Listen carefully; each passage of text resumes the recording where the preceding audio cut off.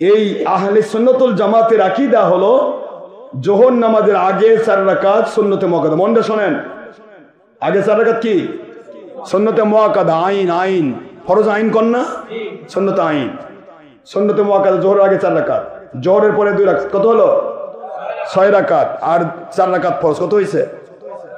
এই 10 রাকাত জোহর, 2 রাকাত নফল। হুজুর সাল্লাল্লাহু আলাইহি ওয়াসাল্লাম প্রতি নামাজেই 2 রাকাত নফল পড়তেন। যদি আমার মন চায় পড়েন, না পড়লে পড়বেন না, কিন্তু এই 10 রাকাতের 1 রাকাত কম পড়লে সে কবিরা গুনাহগার, অস্বীকার করলে কাফের। কথা করছেন না কেন জোরে?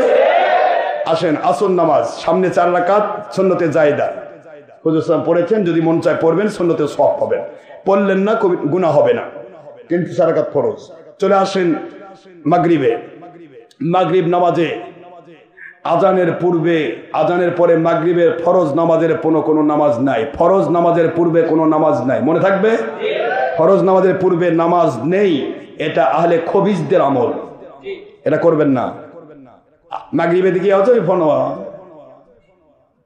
কি নামাজি, হুজুর বলেছেন বেলা ডুববে মাগরিব শুরু হবে, কোনো নামাজ দরকার নেই। তাহলে মাগরিবের নামাজের পরে 3 রাকাতের পরে কি আছে? 2 রাকাত সুন্নতে আইন, সুন্নতে মুআক্কাদা। এটাকে বাদ দিলে সে কাফের হবে, কাফের হবে না, কবিরা গুনাহগার হবে, আর যে অস্বীকার করে কাফের হবে। কথা বলছেন না কেন জোরে? এরপরে এশা 4 রাকাত সুন্নতে জায়েদা আছে, পড়লে আলহামদুলিল্লাহ খুশি, না পড়লে যদি না পড়েন গুনাহ হবে না। অস্বীকার করলে আমার নবীর আমলকে অস্বীকার করার কারণে কাফের হবে।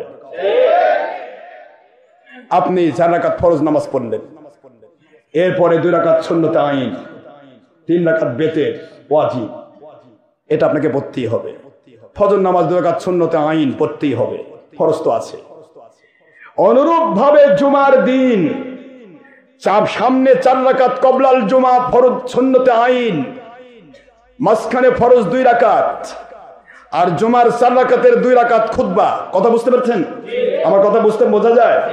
এরপরে 4 রাকাত সুন্নতে আইন বাদাল জুমা, তারপরে জোহর নামাজে 2 রাকাত ওয়াক্তে সুন্নত পড়েন, এই ওয়াক্তে সুন্নত আইন নয়, এই কয়েক রাকাত নামাজ পড়তেই হবে। এর একটা রাকাত যদি কেউ অস্বীকার করে, ও মুসলমান থাকবে না, কাফের হবে। সুন্নত আইন।